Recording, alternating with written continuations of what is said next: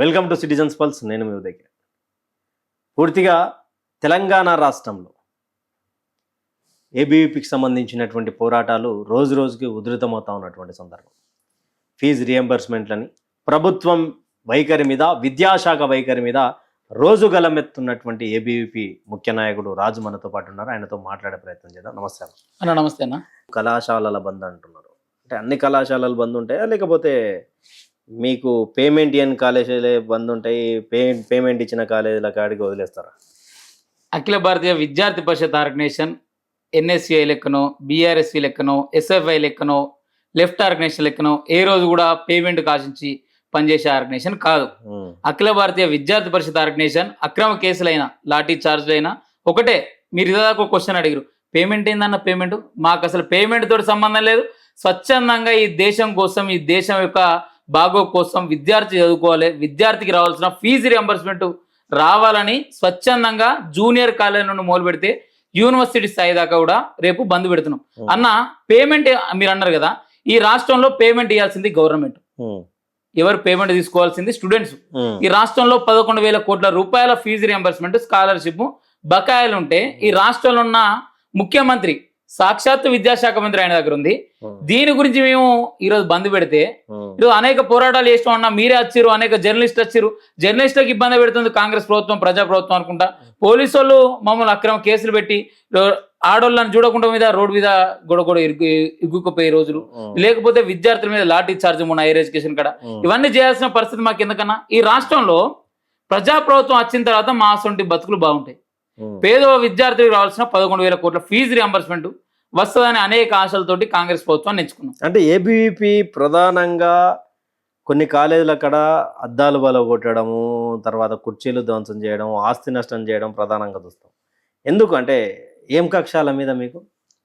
ఈ రాష్ట్రంలో ప్రైవేట్ యాజమాన్యాలు కావచ్చు, ప్రభుత్వ యాజమాన్యాలు కావచ్చు, ఏదైనా కూడా రాష్ట్ర ప్రభుత్వం మీద కావచ్చు, ఏబీవీపీకి ఏ రోజు కూడా ఎలాంటి కక్షపూరిత చర్యలు ఉండవు. తప్పు జరిగిందంటే ప్రశ్నిస్తాం బరాబరు. అలా జరిగే కొద్ది వ్యవధిలో వాళ్ళు ఏమైనా మాటలు ఇడిచిపెట్టినా, వాళ్ళు ఏమైనా మాటలు జారినా, అసభ్యకరంగా వెళ్తున్న మహిళలపై దురుసుగా ప్రవర్తించినా కూడా అలాంటి క్రమంలో ఓపిక నశించి ఎక్కడో ఒక కార్యకర్త, ఏబీపీ కార్యకర్త ఏ రోజు కూడా ధ్వంసానికి ఎంకరేజ్మెంట్ చేయడు, ఏ రోజు కూడా పలగొట్టడానికి ఎంకరేజ్మెంట్ చేయడు. ఏ రోజైనా కూడా నిర్మాణాత్మక కార్యక్రమాలు. మాది ఒక సిస్టమేటిక్ ఆర్గనైజేషన్. మా సిస్టమేటిక్ ఆర్గనైజేషన్ ఏ విధంగా ఉంటుందంటే, ప్రతి ఒక్క రోజు ధర్నా చేయాలని ఉండదు. అరే ఈ రోజు ఒక ప్రెస్ మీట్ పెట్టాలి, ఈరోజు ఒక ధర్నాను అడ్రస్ చేయాలి, ఈరోజు ఒక ధర్నా చేయాలి, దాని తర్వాత నెక్స్ట్ పేరు తీసుకోవాలి, ఓ బంధువు పిలిపియాలి. ఈ విధంగా సిస్టమేటిక్ చేస్తున్నాం. మొన్నటిదాకా ఇదే నిర్మాణాత్మక కార్యక్రమాలైనా ఫస్ట్ ఏం చేసినాం? ప్రెస్ మీట్లు పెట్టినాం. ఎక్కడిదక్కడ జిల్లా హెడ్ క్వార్టర్లలో ధర్నాలు చేసినాం. దాని తర్వాత కలెక్టరేట్ల ముందు ధర్నా చేసినాం. దాని తర్వాత 2,000, 3,000, 10,000 మంది విద్యార్థులను రోడ్డు మీదకి తెచ్చి విద్యార్థులందరూ కూడా భారీ ర్యాలీతోటి ఒక రాష్ట్రంలో ఉన్న ఫీజు రియంబర్స్మెంట్ గవర్నమెంట్ విడుదల చేయాలని అవేర్నెస్ చేసినాం. ఇంజనీరింగ్ కాలేజీలకు పోయినాం. 71, దాదాపు హైదరాబాద్ ప్రాంతంలో ఉన్న 71 కావచ్చు, మొత్తం ఈ యొక్క తెలంగాణ రాష్ట్రంలో ఉన్న 177 ఇంజనీరింగ్ కాలేజీలకు పోయి కూడా అవేర్ చేసినాం. ఈ యొక్క రాష్ట్రంలో ఫీజు రియంబర్స్మెంట్ పథకాన్ని ఎత్తివేస్తుంది కాంగ్రెస్ మొత్తం. మీకు తెలుసా ఏ విధంగా అంటే, ఈ రాష్ట్రంలో హైకోర్టుకు పోతారు రేవంత్ రెడ్డి, హైకోర్టులో ప్రైవేట్ యాజమాన్యాలు కేసు ఎత్తాయి. ఈ రోజు ప్రభుత్వం దాని మీద కౌంటర్ అయ్యేది. నష్టపోయేది వాళ్ళు అల్టిమేట్ గా మాసండి పేద విద్యార్థులు. ఇలాంటి శ్రీందు కాలేజీలో ప్రణీత్ అనే ఒక ఎస్సీ దళిత విద్యార్థి, ఫీజు రియంబర్స్మెంట్ అరుణైన విద్యార్థి, ఆయన సర్టిఫికేట్ లాపితే, ఆయన ఎగ్జామ్ రాయనియకపోతే చనిపోయిండు. మరి వీటన్నిటి గురించి కొట్లాడాలంటే ఎవరు కొట్లాడాలన్నా? మా సొంటోళ్ళు కొట్లాడపోతే, ఇప్పుడు నువ్వు అడిగిన ఇదేదాకా పేమెంట్ ఆర్గనైజేషన్ కొన్నిటి కాడ పేమెంట్ తీసుకుంటారంటే, ఏ రోజు కూడా ఎక్కడ పేమెంట్ తీసుకోవడానికి కాదు, విద్యార్థులకు రావాల్సిన ఫీజు రియంబర్స్మెంట్ పేమెంట్ గురించి కొట్లాడే ఆర్గనైజేషన్ అఖిల భారతీయ విద్యార్థి పరిషత్ ఆర్గనైజేషన్. మిగతా ఉన్నాయి కదా, అంటే మీతో పాటు మీకు ప్రతిపక్షమైనటువంటి ఎస్ఎఫ్ఐ ఉన్నది, ఏఎస్ఎఫ్ఐ ఉన్నది, ఎన్ఎస్ఏ ఉన్నది, టిఎన్ఎస్ఎఫ్ ఉన్నది, మిగతా పార్టీలకు అనుబంధం ఉన్నాయి, విద్యార్థి సంఘాలు ఉన్నాయి. ఎందుకంటే మీ అంత అగ్రెసివ్ ఎందుకు పోరు? అంటే అటాకులు చేసుడు, అద్దాలు బలగొట్టుడు ఎందుకు? అంటే వాళ్ళు ఎందుకు చేయరు, మీరు ఎందుకు చేస్తారు? ఈ రాష్ట్రంలో ఏబీపీ కూడా ఎవరి మీద అటాక్ చేయడు, ఏబీపీ ఎవరి కూడా అద్దాలు బలగొట్టదు. సమస్య ఉంటే ఆ సమస్య పరిష్కారం కోసం కొట్లాడే ఆర్గనైజేషన్ భారతదేశంలో కాదు, ప్రపంచంలో #1 స్టూడెంట్ ఆర్గనైజేషన్ ఏబీపీ అఖిల భారతీయ విద్యార్థి పరిషత్ అని సగర్వంగా చెప్తా. ఇదేదాకన్నా ఎస్ఎఫ్ఐ కావచ్చు, పీడిఎస్సీ కావచ్చు, బీఆర్ఎస్సీ కావచ్చు, ఎన్ఎస్ఏ కావచ్చు, టీఎన్ఎస్ఎఫ్ కావచ్చు, ఇవన్నీ లెఫ్ట్ ఆర్గనైజేషన్ మొన్న బంద్ పెట్టారు 10 తారీఖు. కానీ Akhil Bharatiya Vidyarthi Parishad solo organisation, world biggest student organisation, విద్యార్థుల సంక్షేమం కోసం కొట్లాడే ఆర్గనైజేషన్ ఒక ఆర్గనైజేషన్. మేము ఏ ఆర్గనైజేషన్ తోటి పొత్తు పెట్టుకోము. బీజేపీ కావచ్చు, కాంగ్రెస్ కావచ్చు, బీఆర్ఎస్ కావచ్చు, రేపు పొద్దున ఎవడైనా సరే తప్పు చేస్తే తప్పు అంటాం. ఎవరు ప్రభుత్వంలో కుర్చీలో కూర్చున్నా సరే విద్యార్థులు రావాల్సిన సంక్షేమం గురించి కొట్లాడే ఆర్గనైజేషన్ ఏబీపీ. అలాంటి ఆర్గనైజేషన్ సింగిల్ సోల్ ఆర్గనైజేషన్ అన్న. ఎవరైనా ఏబీపీలతో పొత్తు పెట్టుకోవడం ఇష్టమా? ఎవరైనా ఇప్పుడు లెఫ్ట్ ఆర్గనైజేషన్ మీరు అన్నారు ఎస్ఎఫ్ఐ బీఆర్ఎస్ తోటి పొత్తు పెట్టుకుంటుంది, ఎస్ఎఫ్ఐ ఎన్ఎస్సీ తోటి పెట్టుకుంటుంది, పీడిఎస్ తో పెట్టుకుంటుంది, ఏఎస్ఎఫ్ తోటి పెట్టుకుంటుంది. వాళ్ళకు సిద్ధాంతం లేదు, ఏం లేదు. కాదు, మాకు ఒక సిద్ధాంతం ఉంది. ఈ రాష్ట్రంలో కావచ్చు, ఈ దేశంలో కావచ్చు, ఒక విద్యార్థిని చదువుల సిద్ధాంతం వైపు నడవాలి, అడుగుల సిద్ధాంతం వైపు కాదు. ఒక విద్యార్థి పెన్ను ద్వారా అభివృద్ధి చెందాలి, ఆయనకి రావాల్సిన ఫీజు రియంబర్స్మెంట్ బకాయిలు విడుదల కావాలని ఈ రాష్ట్రంలో కావచ్చు, దేశంలో కావచ్చు కొట్లాడే ఆర్గనైజేషన్ ఏబీపీ. అంటే ఇప్పుడు వాళ్ళ వెనక ఎవరు ఉన్నారు, వీళ్ళు ఎన్నుకున్నారు పక్కన పెడితే మీ వెనక అయితే బీజేపీ ఉందిగా. మా వెనుక 100% చెప్తున్నా, బీజేపీ పుట్టింది 1980 సంవత్సరాలలో, ఏబీపీ పుట్టింది 1949. ఏబీపీ ఒక విద్యార్థి సంస్థ, బీజేపీ ఒక పొలిటికల్ సంస్థ. రేపు పొద్దున బీజేపీ వాడు కుర్చీలో కూర్చున్నా కూడా బీజేపీని ప్రశ్నించడానికి ఏబీపీ ఉంటుంది. ఇదే ఒక ఎమర్జెన్సీ పీరియడ్లో కావచ్చు, మరి ఇదే మొరార్జీ దేశాయ్ గవర్నమెంట్ వచ్చినప్పుడు ఎమర్జెన్సీ వ్యతిరేకంగా ఏబీపీ వాళ్ళు కొట్లాట చేస్తే ఈ 2 మినిస్టర్ పదవులు, సెంట్రల్ మినిస్టర్ పదవులు ఏబీపీకి ఇస్తున్నారు. ఏబీపీ ఆ రోజు తీసుకోలే. మీరు అన్నారు కదా ఏబీపీ బీజేపీ సంబంధం ఉందన్నది. ఏబీపీ ఏ రోజు కూడా ఏ రాష్ట్రంలో ఉన్నా, ఇప్పుడు తెలంగాణలో కాంగ్రెస్ ప్రభుత్వం ఉంది, గుజరాత్ లో బీజేపీ ప్రభుత్వం ఉంది, లేకపోతే కర్ణాటకలో ఇంకో ప్రభుత్వం ఉంది, ఇంకొకడ వెస్ట్ బెంగాల్ లో బీజేపీ ప్రభుత్వం ఉంది. అంటే ఏబీపీ అక్కడ బీజేపీ ప్రభుత్వం ఉందని ధర్నాలు చేసుడు బంద్ చేసిరా అన్న? మొన్న నీటి పేపర్ లీక్ అయినప్పుడు కూడా ధర్మేంద్ర ప్రధాన్ మీద చర్యను తీసుకోవాలి, ఎన్టీఏ చైర్మన్ రాజీనామా చేయాలని ప్రశ్నించింది ఏబీపీ. అగ్రెసివ్ గా పోరు కదా అంటున్నా. అగ్రెసివ్ ఎందుకు అన్న? బరాబర్ పోతాం, తప్పు జరిగితే 100% అగ్రెసివ్ పోతాం.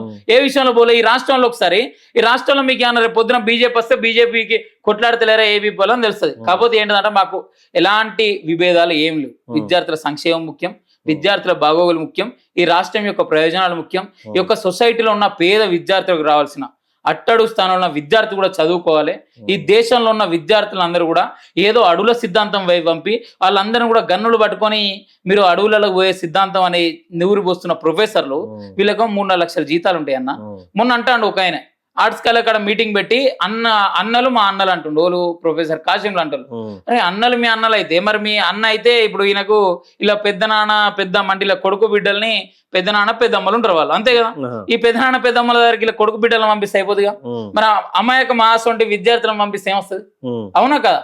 కాబట్టి ఈ దేశంలో ఉండాలంటే వందే మాత్రం పాడాల్సిందే, ఈ దేశంలో ఉండాలంటే భారత్ మాతాకి జయ అనాల్సిందే, ఈ దేశంలో ఉండాలంటే అడవుల సిద్ధాంతం పనికిరాదు, ఈ దేశంలో ఉండాలంటే అందరు చదువుకోవాలి. అందరు కూడా డాక్టర్ భీమ్రావ్ అంబేద్కర్ రాజ్యాంగానికి అనుసంధానంగా మనందరం కూడా చదువుకునే హక్కు కల్పించిన వ్యక్తిని గుర్తు చేసుకొని ప్రజాస్వామ్యం ఉన్నాం కాబట్టి ప్రజాస్వామ్యాలు కొట్లాడాలి తప్ప అడవులకు పోవద్దని సిద్ధాంతం. అంటే నేను ఏమంటున్నా అంటే ఇప్పుడు పూర్తిగా కొట్లాటలల్లో రాజు ఉంటాడు, పంచాయతీలలో రాజు ఉంటాడు, కాలేజ్ ప్రిన్సిపల్ని బెదిరించడంలో రాజు ఉంటాడు, ఏబీవీ పోలు ఎక్కువ శాతంగా ఏబీవీ పోలు ఉంటారు అనుకుందాం. రాజు ముఖ్యంగా నాకు సత్సంబంధాలు ఉన్నాయి నీతోటి కాబట్టి నువ్వే నాకు కనిపిస్తున్నావా లేకపోతే అందరు కనిపిస్తున్నా అనేది పక్కన పెడితే మీ యొక్క ఆర్థిక పరిస్థితి ఏంటి? అంటే వెనుక ఎవరు లేకనప్పుడు ఆర్థికంగా ఎలా మూవ్ అవుతున్నారు మీరు? ఈ రాష్ట్రంలో ఏబీపీ కార్యకర్తకు తన జేబుల నుండి అన్న, నాది ఒక పేద కుటుంబం, కరీంనగర్ దగ్గర మారుమూల గ్రామం ఉన్నది. ఇంటికాడ నా రేపు పొద్దున రాజు అన్నట్టు నేను ఎంక్వైరీ చేసుకున్నా కూడా రాజు ఒక కుటుంబాల నుండి, ఒక పేద కుటుంబాల నుండి వచ్చిండు. వాళ్ళ అమ్మ ఇప్పుడు కూడా ఒక దినసరి కూలి, నాన్న వ్యవసాయం చేసుకుని బతికే వ్యక్తి. మరి వెనకైనా ఆస్తులు ఉన్నాయని మీరు ఎంక్వైరీ చేసుకున్నా కూడా ₹1 ఆస్తుండదు. రేపు పొద్దున స్వచ్ఛందంగా చెప్తున్నావు కదా, మా జేబుల్లో నుండి పైసలు పెట్టుకోవాల్సిన పరిస్థితి మేము ఏది చేసినా మేము పెట్టుకుంటాం. కాకపోతే ఏంటంటే దీనిలో మీరు ఏంటంటే ఏబీ వాళ్ళు ఎక్కడైనా పైసలు తీసుకుంటారంటే ఎక్కడ కూడా ₹1 తీసుకోరు. ఏబీ వాళ్ళు చేసేది ఏంటంటే తన కుటుంబంలో నుండి, అమ్మ నేను ఏబీపీలో వర్క్ చేస్తున్నా, ఏబీపీలో ఎందుకు వర్క్ చేస్తున్నా, నా యొక్క స్కాలర్షిప్ రావడానికి పనిచేస్తున్నా, ఈ దేశం గురించి ఆలోచించడానికి పనిచేస్తున్నా, విద్యార్థుల సమస్యలు పరిష్కరించడానికి పనిచేస్తున్నా అని చెప్పి కుటుంబం నుండి ఒప్పించి, కుటుంబం నుండి ఏదో నెలకు 4-5 వేల రూపాయలు రూమ్ రెంట్లకు కావచ్చు, ఇంకో రెంట్లకు కావచ్చు, అలాంటి పైసలకు వెళ్ళి కొన్ని రూపాయలు ఏబీపీ ఆర్గనైజేషన్కి వెళ్ళి ఒక వారానికి ఒక ప్రోగ్రామ్ ఉంటే లేకపోతే 2 వారాలకు ఒక ప్రోగ్రామ్ ఉంటే ఆ జేబులలోకి వెళ్ళి పైసలు ఖర్చు చేసుకొని పనిచేసే కార్యకర్త ఏబీపీ కార్యకర్త. ఏబీపీ కార్యకర్త ఎక్కడ కూడా పెద్ద పెద్ద బిల్డింగ్లకి వెళ్ళి ఉండడు. ఏబీపీ కార్యకర్తకి ఇక్కడ నేను చెప్తున్నా, హైదరాబాద్ లాంటి ప్రాంతంలో మా దగ్గర విద్యానగర్ ఆఫీస్ ఉంటుంది. విద్యానగర్ ఆఫీస్ లా మా కార్యకర్తలు 10 మంది ఉంటారు. 10 మంది ఏ డిస్టిక్ అని తెలియదు, ఏ కులం అని తెలియదు, ఏ మతం అని తెలియదు, అందరు కలిసి కట్టిగా ఉంటారు. అంటే ఒకసారి అర్థం చేసుకో, ఏబీపీ ఆర్గనైజేషన్ ఏ రోజు కూడా మేము బిల్డింగ్లలో ఉండొచ్చు, పైసలు మాకురా, మేము పనిచేసేదేమో విద్యార్థుల కోసం. మేము బిల్డింగ్లలో ఉంటే ఒకటి పట్టించుకోడు మమ్మల్ని. మేము అలాంటి బాధలు అనుభవిస్తేనే, అలాంటి కష్టాలు అనుభవిస్తేనే తోటి విద్యార్థుల కష్టాలు మాకు తెలుస్తాయి అనే సంకల్పంతో మా ఆఫీసులో ఇలాంటి పేద విద్యార్థులు ఒక 10 మంది దాకా పెట్టుకొని వాళ్ళకి ఏదైతే ఏబీపీ యొక్క ఈరోజు సిద్ధాంతం నేర్పి అలాగే ఒక స్టూడెంట్ లీడర్గా తయారు చేసే ఆర్గనైజేషన్ ఏబీపీ. అంటే ఇప్పుడు మీరు కొంతమంది నాయకులు ఎదగడానికి అప్పుడప్పుడే పల్లెటూరులో నుంచి చదువుకొని వచ్చినటువంటి విద్యార్థులను ఏబీపీలకు తీసుకుపోయి నాయకుని స్వలాభం కోసం ముందున్నటువంటి అడుగులేస్తున్నటువంటి ఒక వ్యక్తి కోసం వెనుక లాఠీ చార్జీలు లాఠీ దెబ్బలు పేద పిల్లలకు తినిపించడం ఎంతవరకు కరెక్ట్? మొన్న హైయర్ ఎడ్యుకేషన్ కాడ జరిగింది, ఆడవుడుక అందరూ పేద బిడ్డలే వాళ్ళ మీద లాఠీ చార్జ్ జరిగింది. వాళ్ళకి ఏమైనా జరిగితే ఎవరు న్యాయం చెప్పాలా, ఎవడు సపోర్ట్ చేయాలా? ఈ రాష్ట్రంలో పేద విద్యార్థులను మేము ఏ రోజు కూడా ఏబీపీ ఐడియాలజీ చెప్తాం. ఏదైనా కూడా ఏ పార్టీ అయినా ఏ స్టూడెంట్ ఆర్గనైజేషన్ కూడా నా ఆర్గనైజేషన్ సిద్ధాంతం ఇది, మా ఆర్గనైజేషన్ జాతీయవాద సిద్ధాంతం కోసం కొట్లాడుద్ది, పేద విద్యార్థుల కోసం కొట్లాడుద్ది, పేద విద్యార్థులకు రావాల్సిన 11,000 కోట్ల ఫీజు రియంబర్స్మెంట్ కోసం కొట్లాడే ఆర్గనైజేషన్ ఏబీపీ అని చెప్పినాం. ఆ రోజు లాఠీ చార్జ్ జరిగిందల్లా నేనున్నా. ఏ ఒక్క పేద విద్యార్థికి ఒక లాఠీ చార్జ్ జరగనియలే. మేము కొట్లాడేది మీరు గుర్తించండి అన్న. ఇప్పటికి మీకు తెలుసో తెలియదో ఏ రోజు కూడా పేద విద్యార్థులను వాళ్ళ అవసరాల గురించి ఏ రోజు ఏబీపీ వాడుకోదు. వాళ్ళకి ఏమైనా అవసరం ఉంటే పనిచేసే ఆర్గనైజేషన్ ఏబీపీ. అన్న మాకు ఈ అవసరం ఉంది, ఈ ట్యూషన్ ఫీజు మాట్లాడు, అన్న మాకు ఈ కోర్స్ ఫీజు మాట్లాడు, అన్న నా సర్టిఫికేట్ ఇస్తలేంటే పోయేది ఏబీపీ. ఏ రోజు కూడా పేద విద్యార్థులను అవసరాల కోసం ఏబీపీ వాడుకోదు. పేద విద్యార్థుల సమస్యలు తీరడానికి యొక్క ప్రభుత్వం మీద ఈరోజు ఉద్యమం చేయడానికి అలాంటి క్రమంలో మేము విద్యార్థి నాయకులు మేము ఐడియాలజీ నేర్చుకున్న వాళ్ళం.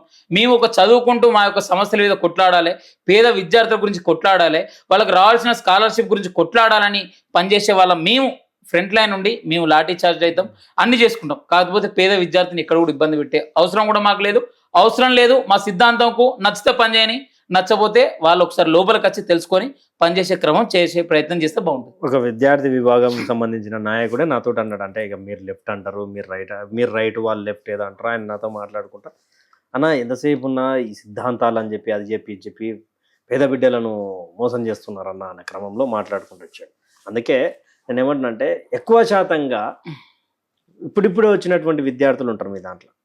ఏమైనా జరగరాని జరిగితే ఎవడన్నా సమస్య వీళ్ళు అంటే రోడ్లు ఎక్కిస్తారు, అంటే కేసులు అయితే మన జీవితం ఏంది అని ఒక పెద్ద మనిషి నాకు చెప్పిన ప్రశ్న ఏంటి, దానికి ఆ సమాధానం ఏం చెప్తాం అంటే సడన్గా ఒక కేసు అయ్యింది, ఏం చేయాలి అప్పుడు? నీ రాజు మీదనే కేసులు అని, ఓ ప్రభుత్వ ఉద్యోగానికి పనికిరాడు, వేరే దాంట్లోకి పనికిరాడు, మరి అప్పుడు ఏంది రాజు లాంటి వ్యక్తుల పరిస్థితులు ఏంటి?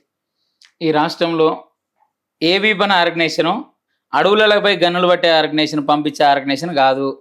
సూటిగానికి ఏమైనా సమస్య ఉంటే ప్రశ్నించుకో అని చెప్పుద్ది ఆర్గనైజేషన్. ఫస్ట్ అన్ని కమిటెడ్ కార్యకర్త కంటే అన్ని నేర్పుద్ది అన్న. నీ మీద కేసు అయినా కూడా భరించి పనిచేయాలి. నువ్వు ఆ కేసు అనేది ఆర్గనైజేషన్ ఖర్చు పెట్టుకుంటది, ఆర్గనైజేషన్ బర్డెన్ చేస్తుంది. ఆ కేసుకి ఖర్చులు పెద్ద మనుషులు ఎవరైతే వెల్ విషర్స్ కావచ్చు, సంఘ్ పరివార్ వ్యక్తులు కావచ్చు, ఎవరైతే ఓల్డ్ పూర్వ కార్యకర్తలు కావచ్చు, రూపాయి జమ చేసుకొని కోర్టుల కేసు ఉంటే పేసు ఉన్నదని మా అడ్వకేట్లు ఫోన్ చేసి మాలాంటి విద్యార్థి నాయకులకు డైరెక్ట్ అడ్వకేట్లే ఫోన్ చేస్తారు. ఈ రోజు నీ పేసు ఉంది, నువ్వు రావాలే రాజు, ₹1 ఖర్చు అవసరం లేదని వాళ్ళే 30,000 40,000 వాళ్ళే సమకూర్చుకొని మాలాంటి కేసులు వాదిస్తారన్న. ఇవాళ 2 సంవత్సరాలు ఉంటుంది కేసు, 3 సంవత్సరాలు ఉంటుంది, దాని తర్వాత నీ గవర్నమెంట్ జాబ్కి ఎలిజిబులే కదా. ఇప్పుడు ఏం కేసులు అయితే అన్న మీ వాళ్ళని అటెంప్ట్ మర్డర్ చేస్తామా, లేకపోతే ఇంకోటి చేస్తామా? విద్యార్థి పరిషత్ నాయకులు కొట్లాడాలంటే ఒకటి ఏంటిది, ధర్నా చేస్తున్నాడో కేసు పెడతారు, ప్రిట్టి కేసులు అయితే, లేకపోతే ఎవరో ధ్వంసం చేసినంటే ఒక పెద్ద కేసు అయితే, ఆ కేసుకి ఏంటిది, ఆ కేసుకి మాకు లాయర్ ఉంటాడు, లాయర్ని పెడతారు, ఏబీపీ ఆర్గనైజేషన్ పైసలు పెట్టుకుంటారు. ఈ రోజు మీ అంతా కూడా కమిటెడ్ కార్యకర్తలు ఉన్నా, ఏదో అక్రమ కేసులకు భయపడి, లేకపోతే ఇంకో లాఠీ చార్జ్లకు భయపడి, లేకపోతే ఇంకోటి చేయడానికి మీరు ఇప్పటిదాకా అన్నారు పేద విద్యార్థులను బలి తీసుకుంటుంది ఇలాంటి కేసులు పెట్టారంటారు. ఏ రోజు కూడా పేద విద్యార్థులను బలి తీసుకున్నది, పేద విద్యార్థులను విద్యార్థి పరిషత్ నాయకులుగా తయారు చేస్తున్నాం మేము. వాళ్ళు పేద విద్యార్థులు మధ్యలో వాళ్ళకి నచ్చకపోతే వెళ్ళిపోని, అట్లేం లేదు. మేము ఆర్గనైజేషన్ ఇన్నే పని చేయాలని చెప్తలేం కదా. మేమేం చెప్తున్నాం, అరే మా సిద్ధాంతం ఈ విధంగా ఉంటుంది, మేము పోరాడే తత్వం ఈ విధంగా ఉంటుంది, మేము ఆలోచించే విధానం ఈ విధంగా ఉంటుంది, మీకు నచ్చితే లోపలికి వచ్చి పనిచేయండి.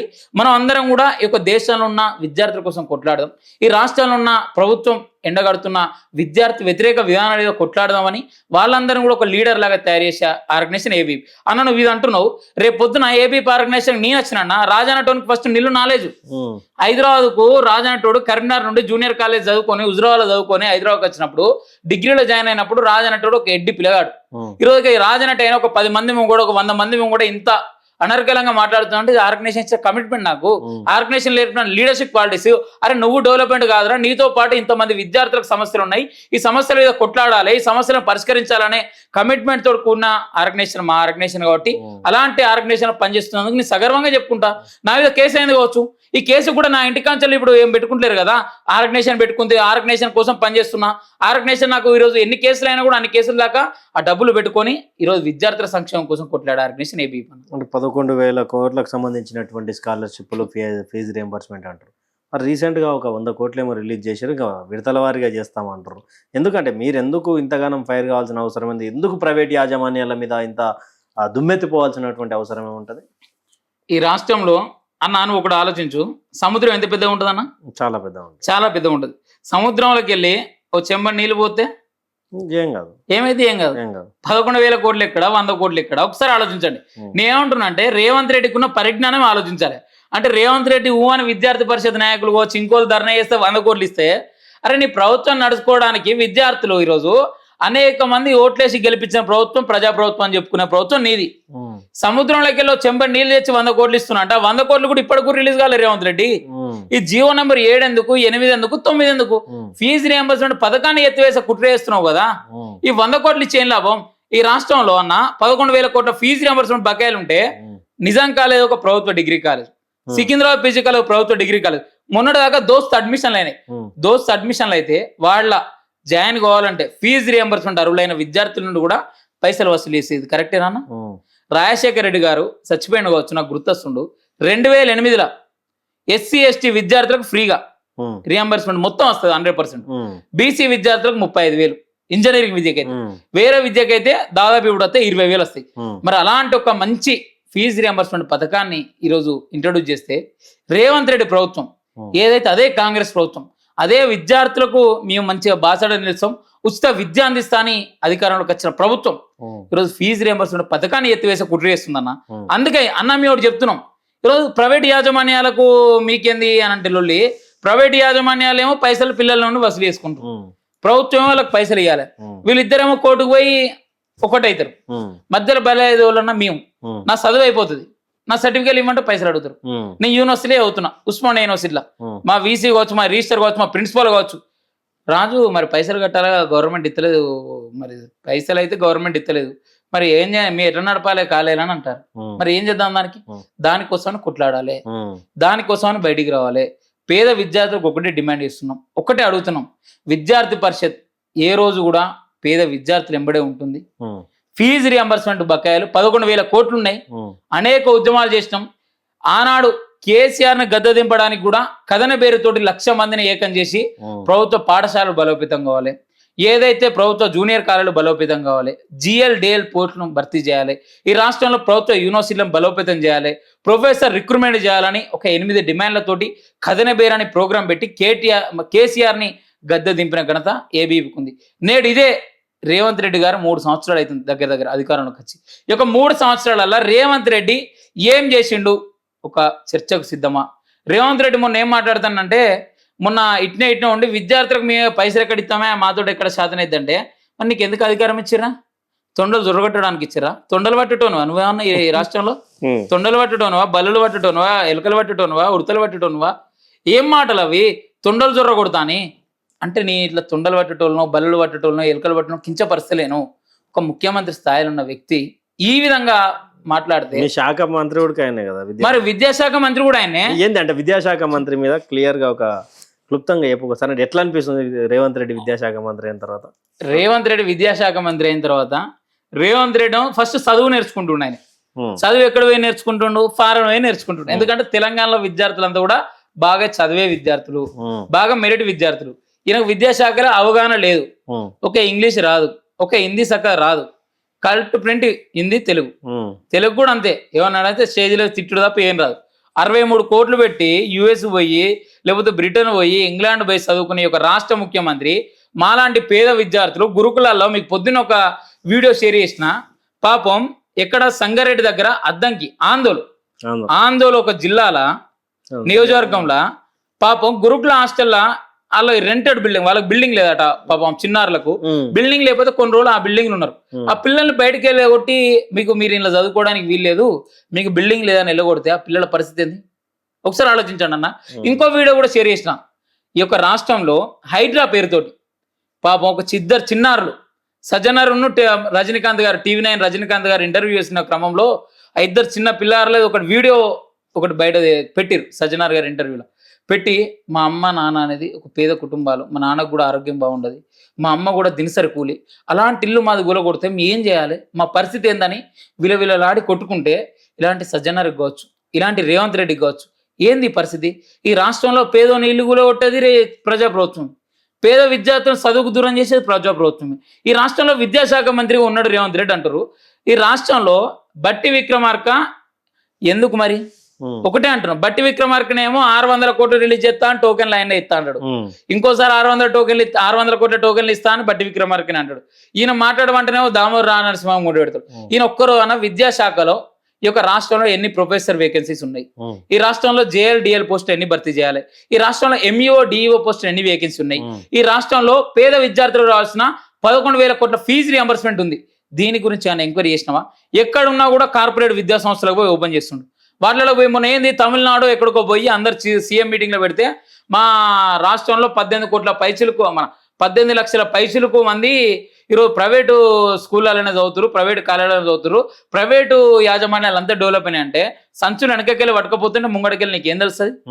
సంచులు వెనకకెళ్ళి నీకు తెచ్చిస్తారు, ముంగడికెళ్ళి నీ అవే మాటలు వస్తాయి.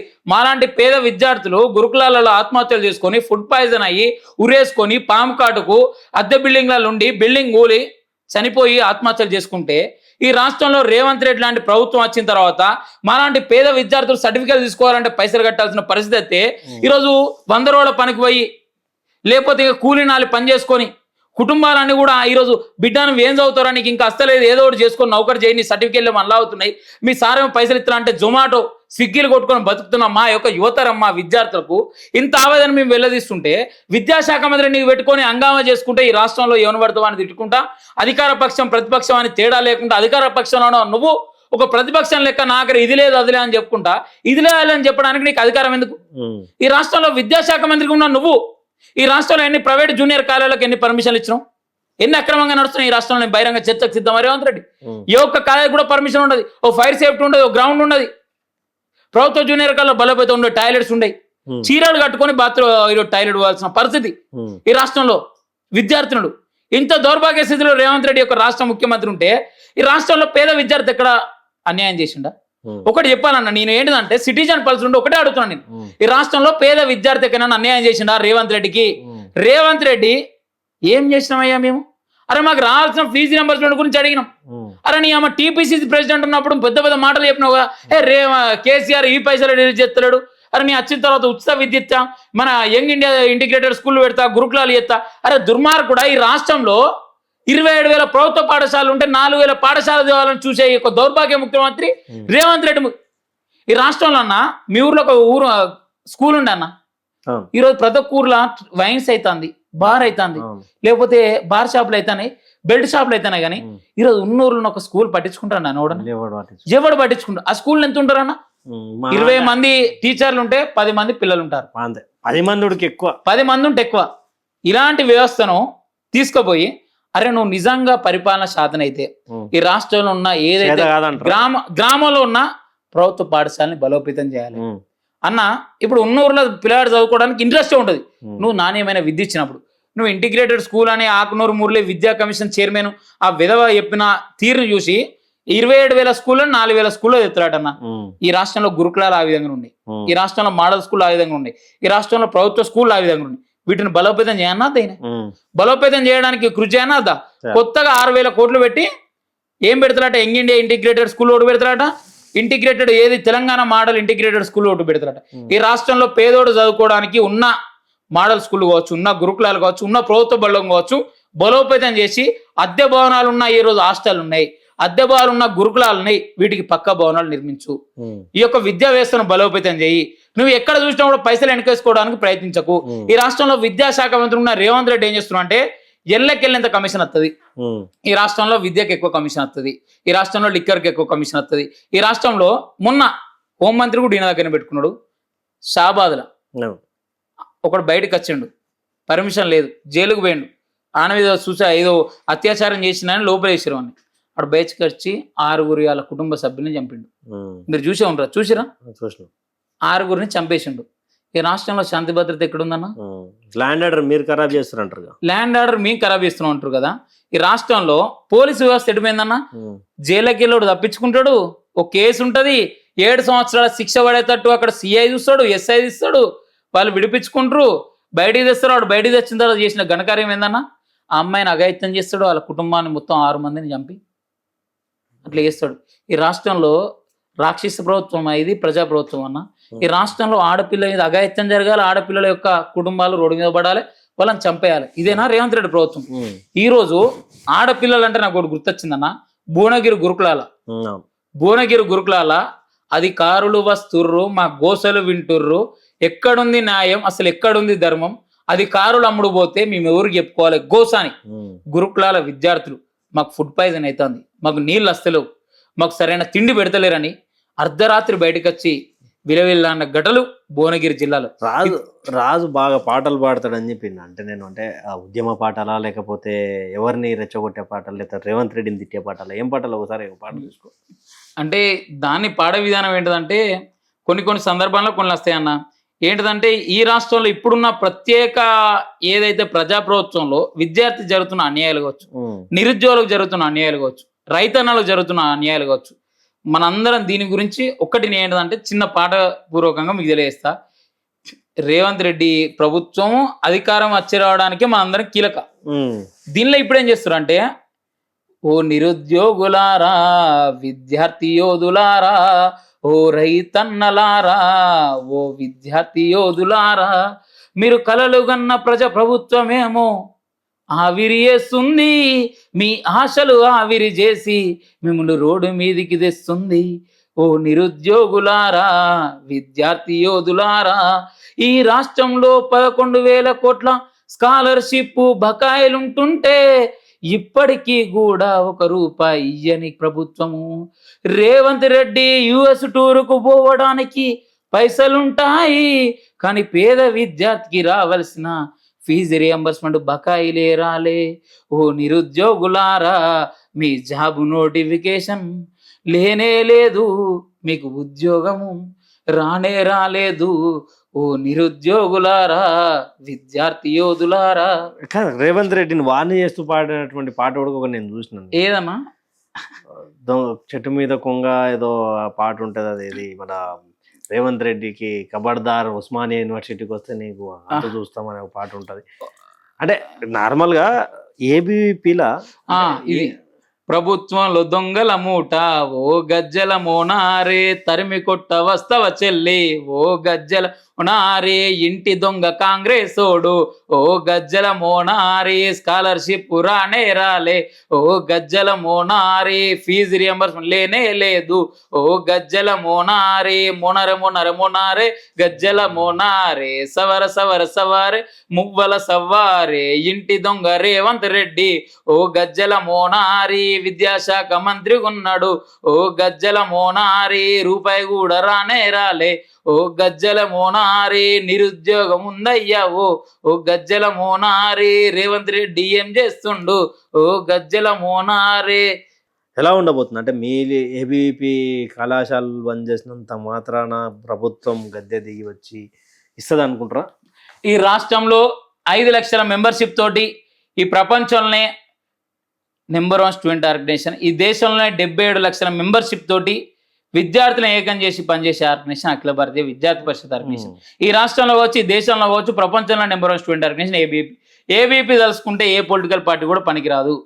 ఏబీపీ కొట్లాడేది విద్యార్థుల సంక్షేమం కోసం. ఈ రోజు ఈ బంద్ కోసం బంద్ పెడుతున్నాం. బంద్ తర్వాత తీవ్రతరం అయింది. బంద్ అనేది ఒక జంగు సైరన్. ఆనాడు తెలంగాణ ఉద్యమానికి ఏ విధంగా ఈరోజు సకల జనుల సమ్మతోటి జంగు సైరన్ ఊది ఉద్యమాన్ని ముందుకు సాగదోలిరో, ఈరోజు రేవంత్ రెడ్డికి ఒక సైరన్ ఇస్తున్నాం. ఏబీపీ ఇలాంటి పోరాటాలు చేస్తుంది బిడ్డ. ఫీజు రియంబర్స్మెంట్ పథకాన్ని ఎత్తివేసే కుట్ర చేస్తే నీ అయ్య పెట్టిన సొమ్ము కాదు, నీ అవ్వ పెట్టిన సొమ్ము కాదు, కొండారెడ్డి పల్లెకెళ్ళి పైసలు తేలే.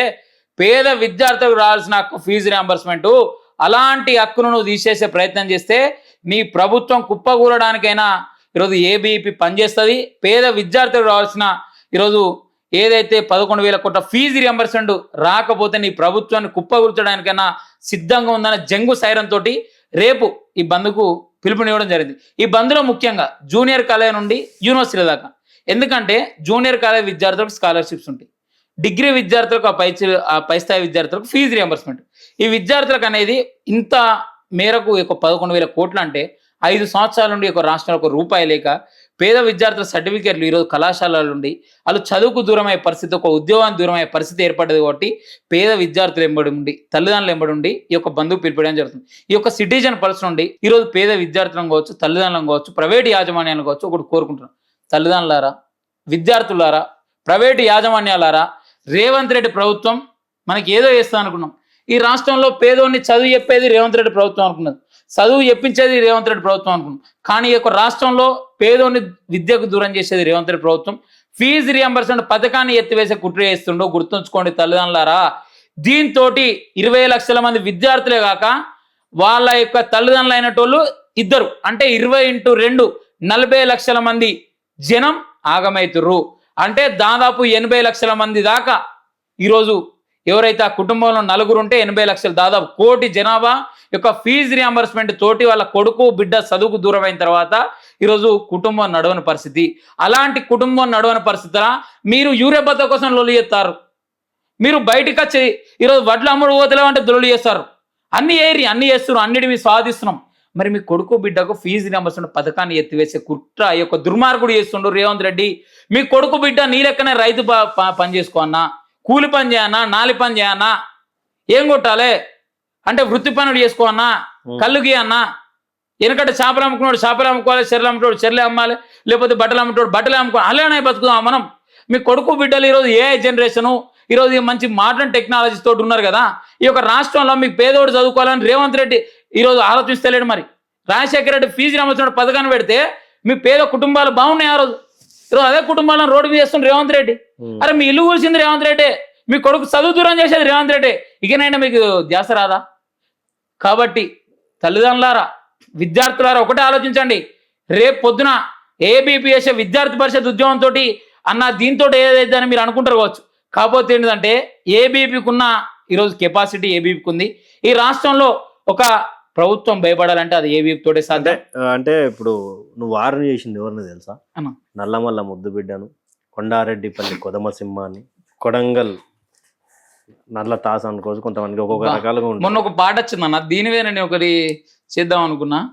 ఏది నువ్వు అడుగులేస్తే మొన్న 20 ఏళ్ళకి సంబంధించినటువంటి ప్రశ్న. మొన్న ఇంత ఈయనది బర్త్డే రోజు ఒక పాట వచ్చింది చూసినావా? లేదు 20 సంవత్సరాలు జెడ్పీటీసీ టు సీఎం. నీ రుబాబలాగుంటదే, నీ జవాబలాగుంటదే. నీ రుబాబు ఏముంటదా? నీ రుబాబు పేదో నిలుగుల్చడానికి ఉంటది.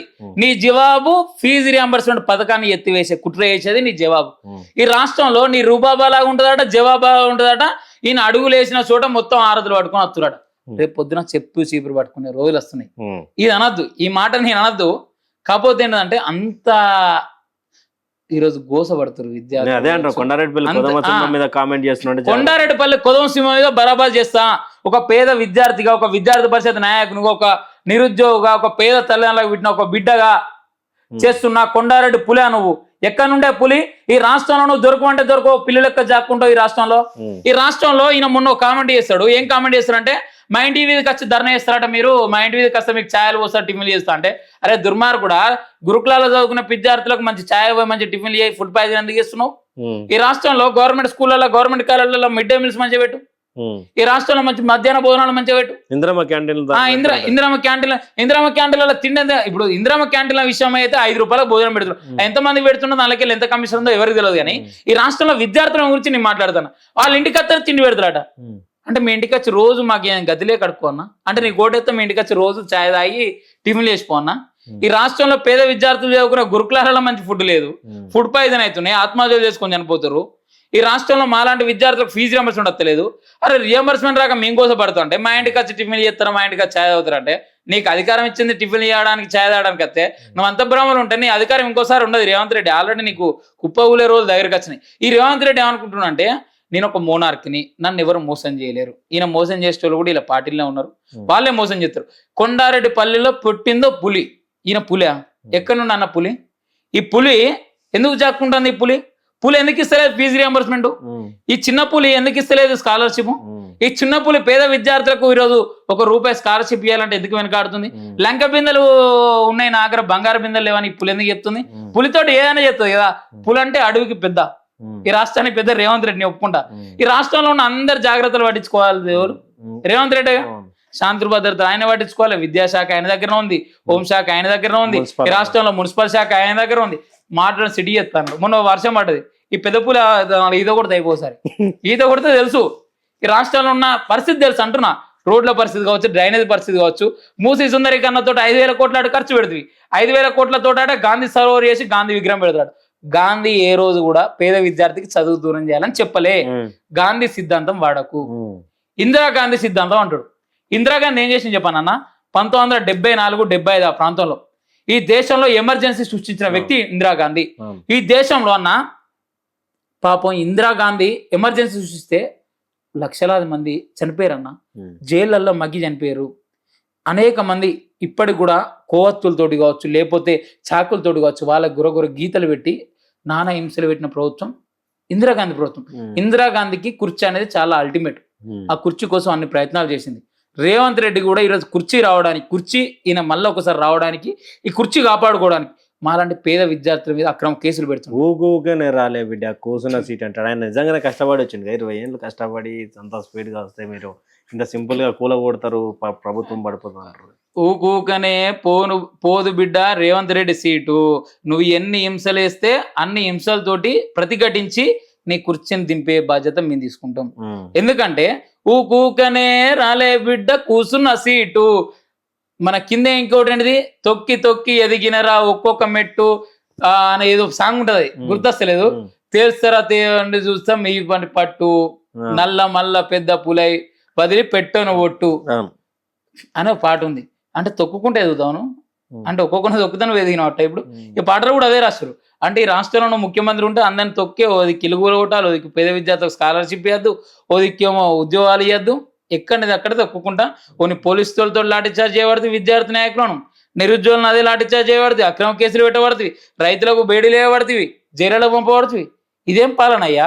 పాలన అంటే మంచిగా ఉండాలి, పాలన అంటే 4 ఏళ్ళు చెప్పుకునేటట్టు ఉండాలి, 4 దశాబ్దాలు చెప్పుకునేటట్టు ఉండాలి. మళ్ళీ ఒకసారి రావద్దనే పాలన ఉండద్దు. కాబట్టి నీ ఒకటే అంటున్నా, రేవంత్ రెడ్డి పాలన అట్టర్ ఫ్లాఫ్. రేవంత్ రెడ్డి తోటి ఒక రాష్ట్రంలో ఒరిగింది ఏం లేదు. రేవంత్ రెడ్డి ఒక డమ్మి, ఒక కీలు బొమ్మ పెట్టింది ఎవరంటే రాహుల్ గాంధీ, తర్వాత సోనియా గాంధీ. ఇక్కడికి వెళ్ళి పైసలు పంపించడానికి ఈయనని ఇక్కడ పెట్టుకున్నారు. ఈ రాష్ట్రంలో ఉన్న ప్రైవేట్ యాజమాన్యాల పైసలు కావచ్చు, ల్యాండ్ల పైసలు కావచ్చు, రియల్ ఎస్టేట్ పైసలు కావచ్చు, అవన్నీ కూడా మీదికి పంపించడానికి పెట్టుకున్న ఏజెంట్ రేవంత్ రెడ్డి. రేవంత్ రెడ్డి ముఖ్యమంత్రి లెక్క వ్యవహరిస్తలేడు. రేవంత్ రెడ్డి కాంగ్రెస్ పార్టీ ఏజెంట్ లెక్క వ్యవహరిస్తుండు. సోనియా రాహుల్ గాంధీ కాలు మొక్కడానికి రేవంత్ రెడ్డి ఎంచుకోలే. మాలాంటి పేద విద్యార్థులకు రావాల్సిన ఫీజు రియంబర్స్మెంట్ రావాలని ఎంచుకున్నాం, మాకు ఉద్యోగం రావాలని ఎంచుకున్నాం. కాబట్టి రేవంత్ రెడ్డి ఇంకా 2 సంవత్సరాల పరిపాలన చేతులుంది. ఇప్పటికైనా విద్యార్థులకు రావాల్సిన 11,000 కోట్ల స్కాలర్షిప్ విడుదల చేయి. ఫీజు రియంబర్స్మెంట్ పథకాన్ని ఎత్తివేయాలని కుట్ర చేస్తే నీ కుర్చీ ఎత్తివేసే కుట్రకు ఏబీపీ కంకణం కడుతుంది. విద్యార్థులు యొక్క రాష్ట్రంలో ఉన్న 20 లక్షల మంది విద్యార్థులు ఎవరైతే ఫీజు రియంబర్స్మెంట్ అయినా విద్యార్థులను ఏకం చేసి, నీ వాళ్ళ కుటుంబాలను ఏకం చేసి నీ కుర్చీ దింపే ప్రయత్నం ఏబీపీ చేస్తుంది. తస్మత్ జాగ్రత్త అని ఏబీపీ నుండి డిమాండ్ ఇస్తున్నాను. Right thank you. ఇది అంటే రాజుతో ఉన్నటువంటి మాట ముచ్చట. రేపు అదే విధంగా రేపు 14వ తారీఖున జూనియర్ కళాశాలల నుంచి మొదలు పెడితే యూనివర్సిటీల వరకు ఏబీవీపీ జంగ్ సైరన్ మరోసారి మొదలుపెట్టింది అనుకోవచ్చు. తెలంగాణ రాష్ట్రంలోనే కాదు దేశంలో కూడా ఏబీవీపీ రోడ్ ఎక్కిందంటే ఒక అలజడి. ఏ ప్రభుత్వం ఉన్నా సరే, అదే భారతీయ జనతా పార్టీ ఉన్నా, ఒకవైపు కాంగ్రెస్ ఉన్నా, మరోవైపు ప్రాంతీయ పార్టీలు ఉన్నా కూడా ఏబీవీపీ అంటే కొంత భయపడేటువంటి కాలం వస్తుంది. నాకు ఒక ఏబీవీకి సంబంధించినటువంటి పేరాల శేఖర్జీ చెప్పినటువంటి మాట ఉంటుంది. అన్ని పార్టీలు మాకు భయపడతాయి, అన్ని అసోసియేషన్లు మాకు భయపడతాయి, కానీ ఏబీవీపీకి మేము భయపడాల్సిన కాలం వచ్చింది అని. నక్సల్స్ టైంలోనే ఏబీవీపీ అంటే భయపడ్డది నక్సల్స్ మూమెంట్ మరియు యాజమాన్య మూమెంట్. అంటే ఏబీవీపీ అంతా ఉవ్వెత్తున ఇప్పుడు ఉందా లేదా అన్న ప్రశ్నార్థకం అయితే, కానీ మొత్తానికైతే ఏబీవీపీ తలుచుకుంది అంటే అది ఫీజు రియంబర్స్మెంట్ అయినా, పేద విద్యార్థులకు కావాల్సినటువంటి ప్రతి సమస్య మీద ఏబీవీపీ కొట్లాడుతుందని చెప్పేసి కూడా బలంగా నమ్మేటువంటి తెలంగాణలో ప్రాంతం ఇది. అదే వరంగల్ కావచ్చు, కరీంనగర్, చాలా ప్రాంతాలలో కూడా ఏబీవీపీ అనగానే ఒక వైబ్ ఉండేటువంటి తర్వాత నమ్మకం అనేది ఏబీవీపీ నుంచి పుట్టుతుంది అని చెప్పి కూడా చాలా మంది చెప్పినటువంటి విషయం. Thank you for watching. Stay tune with citizens pulse.